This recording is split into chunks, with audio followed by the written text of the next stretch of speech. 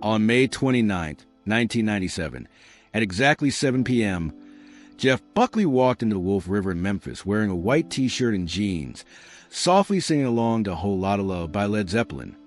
There was no alcohol in his system, no drugs, no suicide note, and no warning signs. Just a 30-year-old man who had just finished recording demos for his second album, a man who had released only one studio album, Grace, 1994, an album that would later be ranked by Rolling Stone among the greatest albums of all time, and within minutes, the River silently erased a voice many would come call the greatest of the 1990s.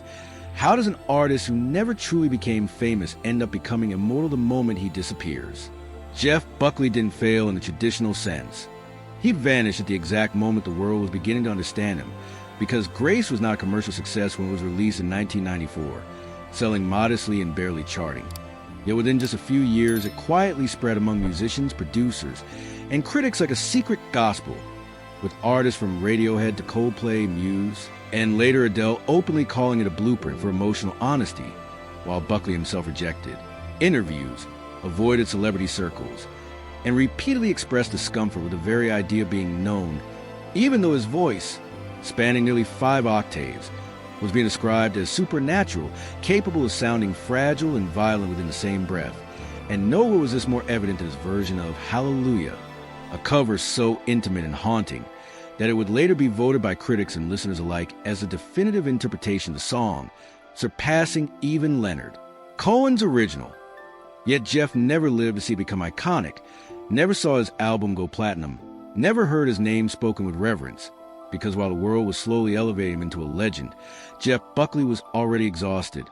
already pulling away, already questioning whether fame would corrupt the only thing he truly valued, emotional truth in music. So was his disappearance a tragic accident, or the final escape of an artist who never wanted the spotlight to begin with? Jeff Buckley was born on November 17, 1966, into a legacy he did not ask for and a void he could never escape, because his father was Tim Buckley, a folk and experimental music prodigy whose voice and ambition made him famous in the late 1960s, but whose absence defined Jeff's entire childhood,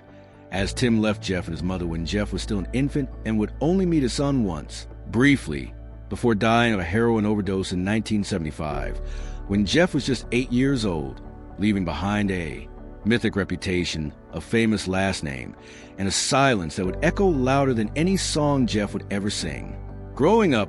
Jeff did not inherit a father's guidance, only a shadow,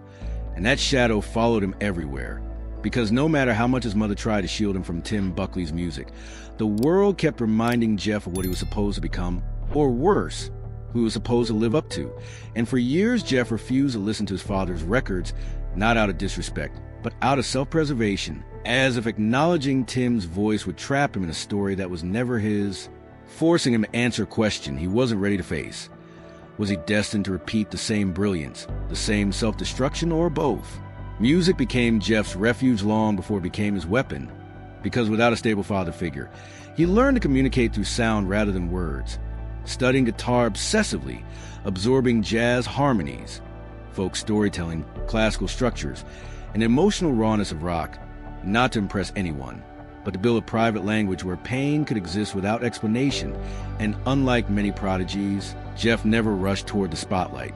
choosing instead to disappear into practice rooms, small gig, and long solitary nights where music was not a career, but a lifeline. Jeff's adolescence was marked by movement and instability, relocating frequently, adapting quickly, never fully settling, and this constant sense of impermanence shaped his emotional identity, because he learned early that nothing stays, not people, not love, not safety, and that belief would later seep into his songwriting, where longing and loss were not themes, but facts of life. Yet despite the instability, Jeff was disciplined, thoughtful, and deeply introspective, rejecting shortcuts and surface-level success, as if he instinctively understood that fame without meaning would hollow him out from the inside. When Jeff finally encountered his father's music as a young adult, the experience was both illuminating and devastating, because he recognized the beauty, the ambition, and the emotional daring in Tim Buckley's work. But he also saw the cost, the isolation, the addiction, and the loneliness that came with it. And in that moment, Jeff realized that he was not just chasing his own voice. He was negotiating with a legacy that had already destroyed the man who gave it to him, which raised a terrifying possibility. Could he become himself without becoming his father? This internal conflict quietly became the engine behind everything Jeff did, because while the world would later describe him as ethereal, angelic, and otherworldly, his foundation was built on contradiction, a hunger for connection paired with fear of abandonment, a reverence for art paired with distrust of the industry, and a desire to be heard paired with an even stronger desire to remain unseen. So when Jeff finally stepped onto a stage, and people began to notice the voice, the pain, and the honesty pouring out of him, they weren't witnessing the beginning of a career. They were witnessing the culmination of a lifetime spent preparing for a moment Jeff himself was never sure he wanted. And as the music world slowly began to open its doors to him, one question remained unresolved, quietly shaping every decision he would soon make. Could Jeff Buckley walk his own path without being consumed by the legacy that had already claimed his father? Jeff Buckley did not enter the music world with a grand plan or a hunger for fame. He entered it quietly, almost reluctantly, drifting through the early 1990s with guitar on his back and no clear destination. Because after years of studying music at the Musicians Institute in Los Angeles, he realized that technical mastery meant nothing without emotional truth, and instead of chasing record deals, he chose anonymity, performing wherever he could, taking small jobs and letting music remain, something intimate rather than transactional. New York City became the place where Jeff began to disappear in plain sight, because he wasn't playing arenas or industry showcases. He was playing coffee houses, bars, and small venues, most notably Chenet, a modest cafe in the East Village, where he performed alone with just an electric guitar, no band, no production, and no protective distance between himself and the audience, creating performances so raw and vulnerable that people didn't feel entertained. They felt exposed, as if Jeff wasn't singing to them, but through them, turning familiar songs into confessions that sounded like they were being discovered for the first time. Night after night, Jeff played covers not as tributes, but as transformations, bending songs by Van Morrison, Edith Piaf, Bob Dylan, and Nina Simone into shapes that reflected his own emotional landscape, stretching melodies, whispering one moment and unleashing devastating intensity the next. And slowly, word began to spread, not through marketing or promotion, but through hushed conversations between musicians, critics, and industry insiders who couldn't quite explain what they had witnessed, only that it felt dangerous, honest, and impossible to fake. The turning point came in 1991, when Jeff was invited to perform at a tribute concert honoring his late father, Tim Buckley, an event he initially resisted, because stepping onto that stage meant confronting a legacy he had spent his entire life avoiding. But when Jeff finally agreed, he did so on his own terms, refusing to imitate or compete, choosing instead of singing a way that acknowledged the past without surrendering to it. And as his voice filled the room, something shifted, because for the first time, audiences and industry figures realized that Jeff Buckley was not living in his father's shadow. He was casting one of his own. After that night, record labels began circling, eager to sign what they sensed was something rare. But Jeff remained cautious, wary of contracts, deadlines, and expectations, insisting on creative control and resisting the machinery that turned artists into products. And when he finally agreed to work with Columbia Records, it was not because he wanted success, but because he believed it might give him the resources to make music honestly, without compromise, a decision that would soon test every belief he held about art, autonomy, and survival. Jeff's early recordings reflected this tension, because even as he stepped closer to the industry, he refused to conform to its rhythms, taking his time, experimenting relentlessly, and demanding emotional authenticity from himself and those around him, often frustrating executives and collaborators who couldn't categorize him, because he wasn't trying to fit into the grunge movement, the alternative scene, or any existing genre. He was building something fluid, vulnerable, and uncomfortably sincere, something that required listeners to slow down and feel. Despite growing attention, Jeff remained emotionally guarded, forming intense but fragile connections, pushing people away just as they grew closer, and this pattern mirrored his relationship with his career. Because every step forward felt like both progress and loss, as if gaining visibility meant surrendering a piece of solitude that had protected him for so long. And yet, the more he resisted being seen, the more people leaned in, drawn to the honesty he seemed unable to turn off. By the time Jeff began assembling the material that would become Grace,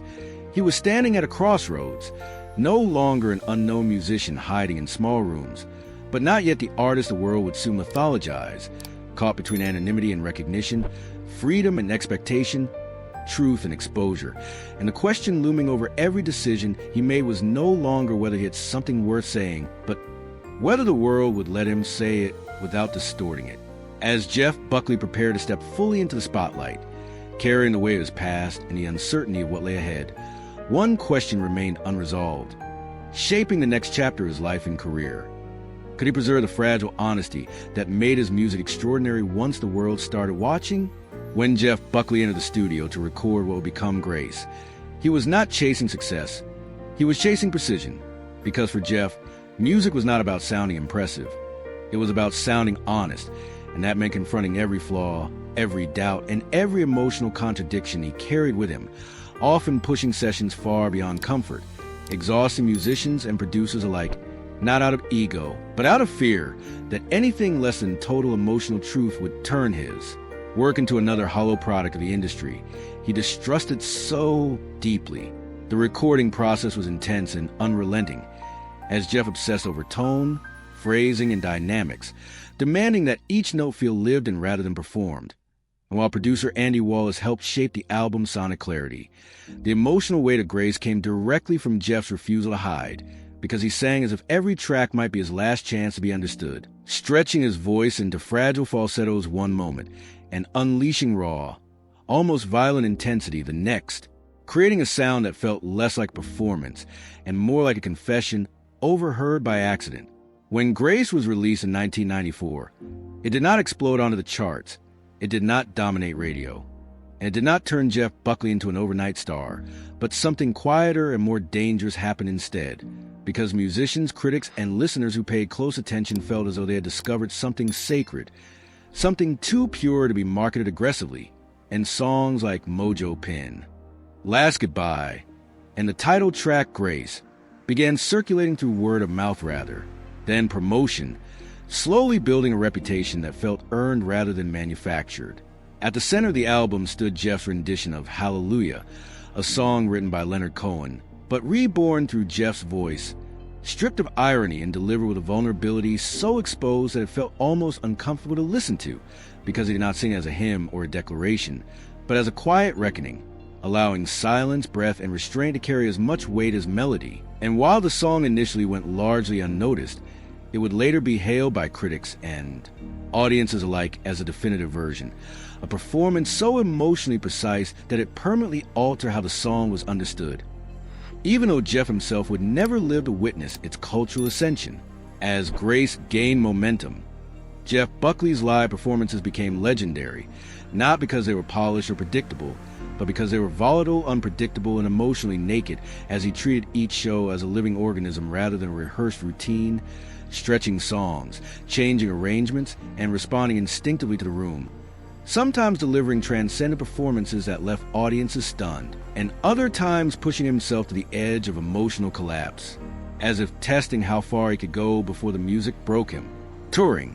which should have represented validation and triumph, instead began to feel like a slow erosion of Jeff's inner world. Because while audiences grew larger and praise grew louder, the solitude and control he relied on to create began to disappear, replaced by schedules, expectations, and an increasing sense that his most private emotions were being consumed as entertainment. And although critics praised him as a once-in-a-generation talent,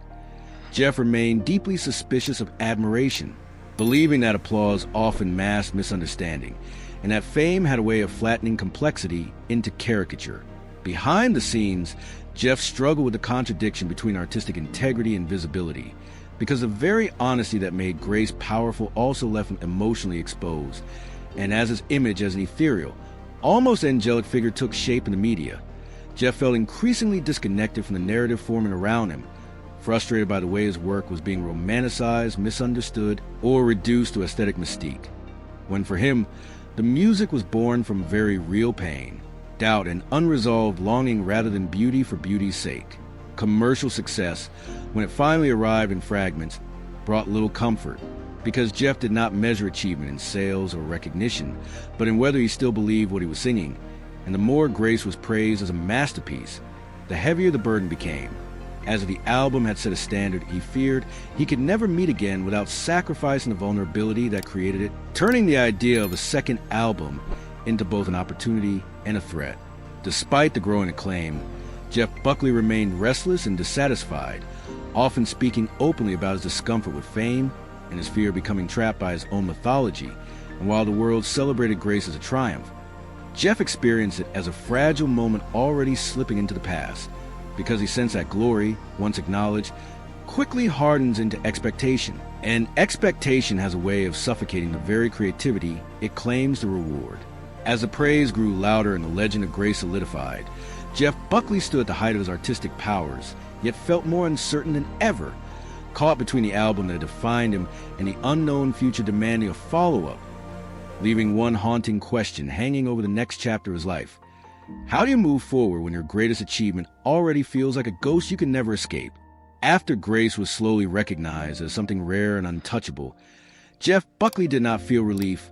He felt pressure condense around him, because acclaim did not arrive as freedom. It arrived as expectation, and expectation felt like a narrowing tunnel rather than an open road, as if every compliment quietly carried the same unspoken demand. Do it again, but bigger, but better, but without losing the magic. A contradiction Jeff understood instinctively was impossible, because magic, once analyzed, once demanded, once repeated on command, stops being magic and becomes labor. Jeff began to pull inward, not dramatically, not publicly, but in small, accumulating ways, skipping interviews, canceling appearances, resisting promotional schedules, and expressing increasing frustration with the music industry's obsession with image, branding, and narrative. Because while critics describe him as ethereal, angelic, and otherworldly, Jeff felt misunderstood, trapped inside a version of himself that had been aestheticized and flattened, reduced to mood rather than meaning. And the more the world projected beauty onto his work, the more isolated he felt from the pain that had created it. The success of Hallelujah became particularly unsettling, because the song began to eclipse the rest of his work, transforming Jeff from a complex artist into a single emotional moment frozen in time. And although audiences responded with reverence, Jeff sensed a growing disconnect, because a song that felt like a quiet reckoning to him was being consumed as a spiritual anthem, romanticized and repeated without context, turning vulnerability into spectacle, and that transformation forced Jeff to confront a question he'd been avoiding since the beginning.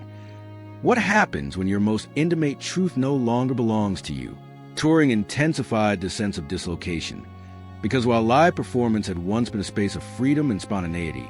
it now felt regimented, repetitive, and emotionally draining, as if he was being asked to relive the same wounds night after night for an audience that applauded the pain without fully understanding its cost. And Jeff, who had always blurred the line between art and self, found himself with no protective distance, no separation between the songs and the scars that inspired them,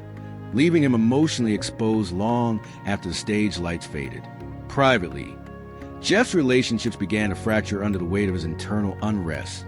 because he formed connections intensely and then withdrew abruptly, oscillating between closeness and isolation, craving intimacy while simultaneously fearing it. And this pattern mirrored his relationship with fame itself, as he desired to be heard but resisted being seen, to be understood without being consumed. And the more his career advanced, the more these contradictions sharpened, turning inward and feeding a quiet but persistent sense of emotional exhaustion. Jeff spoke openly to friends about his distrust of the industry, often describing fame as hollow, boring, and spiritually corrosive, insisting that recognition had nothing to do with truth and that the system rewarded surfaces rather than substance. Yet even as he rejected the machinery of success, he remained deeply committed to his craft,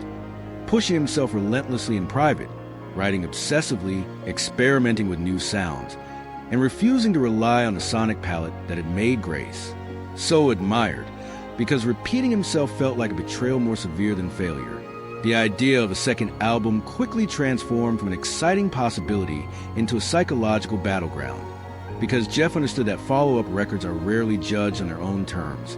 They are measured against myth, expectation, and narrative, and in his case, the narrative was already forming without his consent,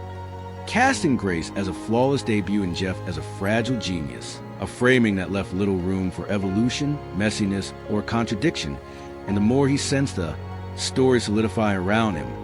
the more determined he became to break away from it, even if that meant alienating listeners who wanted more of the same. This internal resistance manifested in long periods of isolation,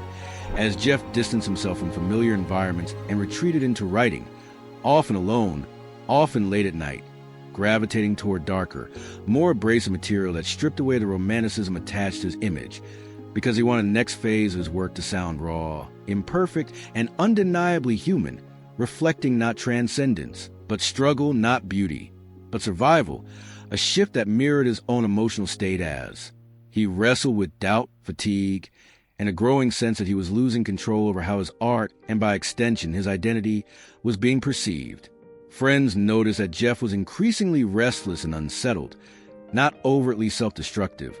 not reckless in conventional sense, but carrying a persistent heaviness, a quiet dissatisfaction that never fully lifted, because while the world around him was finally opening doors, offering validation and opportunity, Jeff felt spiritually out of alignment,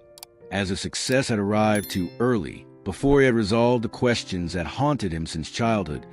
questions about legacy, abandonment, and whether artistic truth could survive visibility. Jeff's fear was not that he would fail. It was that he would succeed in a way that hollowed him out,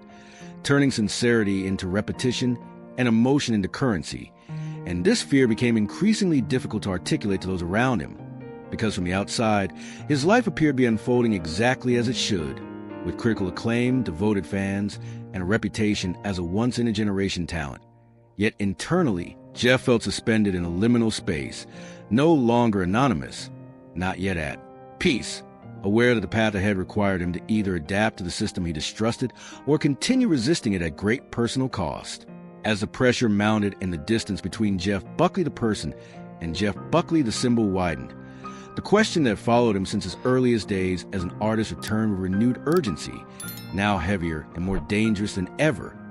Could he create again without losing himself, or had the very honesty that made Grace extraordinary already push him too close to the edge? As the weight of expectation intensified, Jeff Buckley's internal conflict stopped being theoretical and began shaping his daily reality, because the pressure was no longer just about making another album. It was about proving that his identity was not fixed, that he was not a moment frozen in time, not a voice preserved in amber, but a living, changing artist. And this realization pushed him toward a state of constant tension, where every creative decision felt loaded with consequence, and every pause felt like failure waiting to happen. Jeff began to speak more openly about his dissatisfaction, describing the post-Grace period not as success, but as stagnation, because while the world celebrated the album's growing reputation, he felt creatively trapped by it, haunted by the idea that audiences wanted the emotional purity of Grace without accepting the darker, messier truths that had emerged since. And this gap between public expectation and private evolution created a fracture that grew harder to ignore, leaving Jeff increasingly impatient with nostalgia and increasingly hostile toward the idea of repeating himself. In this state of unrest, Jeff's emotional landscape grew more volatile, not marked by public breakdowns or scandal, but by subtle erosion, as exhaustion crept in and doubt became a constant companion, blurring the line between creative struggle and existential fatigue. Because Jeff was no longer just asking whether he could make another great record. He was asking whether the act of making music under scrutiny was sustainable at all, whether the vulnerability he relied on could survive exposure without turning into self-harm. The industry, sensing both his brilliance and his resistance, applied pressure in quieter ways, encouraging productivity, hinting at timelines, and subtly reminding him that momentum once lost is difficult to regain. But Jeff resisted these nudges instinctively, believing that rushing art would destroy its integrity, even as he recognized the cost of delay. And this push and pull left him suspended in a state of paralysis, unable to fully commit to the future, without first dismantling the past. Creatively, Jeff began to gravitate toward harsher textures and less romantic imagery, exploring sounds that felt abrasive, grounded, and intentionally unpolished, as if he were trying to strip away the myth that formed around him, rejecting the ethereal persona others projected onto his work, and replacing it with something raw and unresolved. Because if he was going to continue, he wanted the next chapter to sound like survival, rather than transcendence, a reflection of the uncertainty and discomfort he was living through rather than the beauty others expected. Emotionally, however, this period took its toll because Jeff's sense of isolation deepened, and the lack of clear resolution amplified the unresolved wounds of his childhood, particularly the legacy of abandonment and the fear of repeating his father's trajectory, as he became increasingly aware of how easily artistic intensity can slide into self-erasure and how thin the line is between devotion to craft and losing oneself entirely to it. Friends later recalled that Jeff seemed caught between urgency and hesitation, driven to create yet uncertain how to move forward without compromising himself, as if he were standing on the edge of a transformation he couldn't quite name, aware that something had to change, but unsure whether the change would lead to renewal or collapse. And this emotional limbo became a defining feature of his inner life during this period, shaping not only his music, but his relationship with the world around him. Despite the darkness, there was no sense of finality in Jeff's mindset, no resignation or surrender, only a restless searching. Because even as most exhausted, he spoke about future possibilities, new directions, and the need to rebuild his creative process from the ground up, suggesting that beneath the weight of pressure and doubt, there remained a quiet determination to continue, to evolve, and to reclaim ownership over his art before it consumed him. Yet as Jeff Buckley stood at this crossroads, burdened by expectation, isolated by misunderstanding, and driven by an uncompromising need for truth, the central question of his life remained unresolved, pressing closer with every passing day. Could he step beyond the shadow of grace and transform his pain into something new? Or would the struggle to protect his authenticity push him toward a breaking point he might not survive? The turning point in Jeff Buckley's life did not arrive as a dramatic revelation or a sudden breakthrough. It arrived quietly, through distance, because after years of tension, pressure, and creative paralysis, Jeff made a decision that felt less like ambition and more like survival, choosing to step away from the centers of attention and relocate to Memphis, Tennessee, a city steeped in musical history, but far removed from the machinery that had begun to suffocate him. As if by changing geography, he might loosen the grip of expectation long enough to hear his own voice again. Memphis offered Jeff something New York and Los Angeles no longer could: anonymity, space, and friction, because it was not a city interested in myth or image. It was a city grounded in grit, blues, and lived experience. And in that environment, Jeff began to shed the ethereal persona that had been projected onto him, reconnecting with music not as transcendence, but as labor, sweat, and experimentation, immersing himself in rough demos, loose structures, and raw textures that intentionally resisted the polish of grace. The music Jeff began writing during this period marked a clear departure from the sound that had defined his debut, because the new material was darker, more abrasive, and less concerned with beauty, reflecting an artist actively dismantling his own legend, replacing soaring falsettos with grounded vocals, shifting away from romantic longing toward disorientation, frustration, and emotional unease, as if Jeff were determined to prove, first to himself and only later to the world, that growth meant risk rather than refinement. This period was not about reinvention for an audience. It was about reclamation,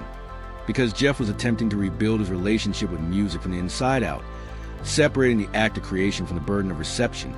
And those close to him noticed a subtle but meaningful shift, as he seemed more focused, more present, and paradoxically lighter,